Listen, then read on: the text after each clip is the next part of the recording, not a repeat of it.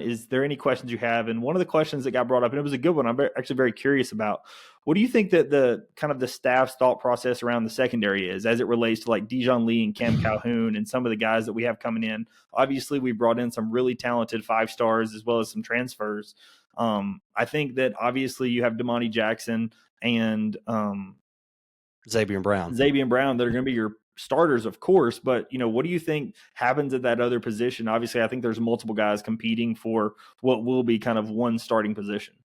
Yeah, golly, that the secondary. I just want to talk about the secondary in general. I'm not sure there is a better or a deeper secondary than what Alabama has. It is unbelievable. You already talked about Damani Jackson and Xavier Brown. I mean, you could argue that's the best corner duo in the country. Mm-hmm. Then you have the safety duo of Keon Sabb and Bray Hubbard, arguably the best safety duo in the country. And then you have some guys like a Zay Mincy, Deshaun Jones, who actually, if you go back and watch some of the later parts of the season, played really well at that Husky position for Alabama when Devontae Smith got hurt.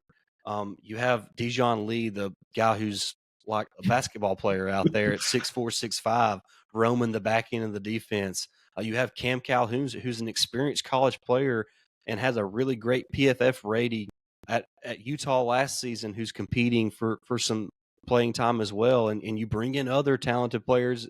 It's unbelievable the depth this secondary has, and the length is what stands out the most. I mean, I think the shortest guy out there is going to be Deshaun Jones at 6 foot. And I'm not sure he holds on to that Husky spot. I mean, what happens if Zay Mincy is too good not to play at 6'3"?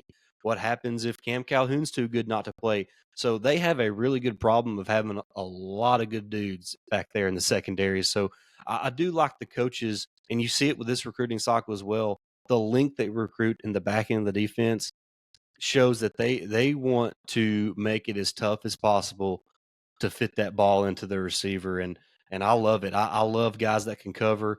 And when you have length at 6'1" or 6'2", or if you're Dijon Lee, that's 6'4", which is just ridiculous for a corner, it makes it tough for those opposing quarterbacks to fit it in there to the receivers. So, yes, it's obvious that this coaching staff loves length. They love athleticism in the back end of the defense, and I'm excited about what the secondary can be this season.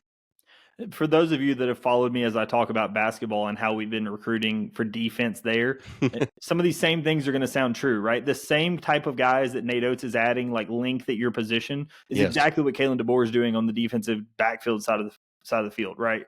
The length, there's some things that can't be coached, right? You can coach certain positions and you can coach, physicality. Maybe you can get them in the weight room. Like either you're long or you're not, right? There's nothing I can do. Like that's just a body type archetype thing. And so that's something that I think that a lot of athletics is going to, that people are realizing is when you have somebody that just has superior length, in some cases that makes for better defense, whether it's on the basketball court, whether it's on the football field, it just makes it harder to get around that person. And you're seeing it funny enough, from both coaches right now. Absolutely. Well, I mean, the game. It's always been said that football is a game of inches, and if you're out there in at corner and you're 6'3" or 6'4", and the guy you're covering is only 5'11", you have a distinct advantage over that dude on trying to go after that football. So there's a reason they're going after that length. It's because it makes it difficult to complete passes against you. And when you couple the fact that they not only have great length, but they're extremely athletic. All of them are extremely athletic.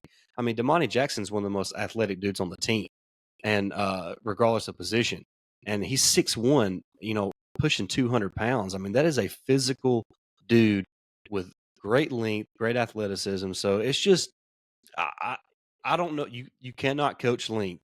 And when you have that type of length, and you talk about it on basketball, Herb Jones is a great example of that. The dude just, his arms went on forever. You couldn't get by him. And that's kind of what the coaching staff is doing here on the football team, recruiting that length at the defensive back position. Gotcha. All right. So the